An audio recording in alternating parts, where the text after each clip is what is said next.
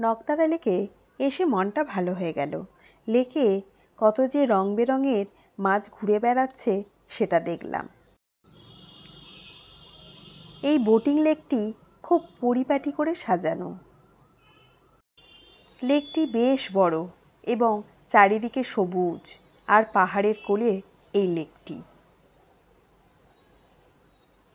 পরিষ্কার পরিচ্ছন্ন, সত্যি ভীষণ ভালো লেগেছে আমার এই নকতারা লেকটি। চারখোল, লাভা, কাফেরগাঁও, কালিম্পং থেকে অনায়াসে কিন্তু এই নকতারা লেকে চলে আসতে পারেন। আর এই পুরো লেকটিতে খুব সুন্দর গান চলছে।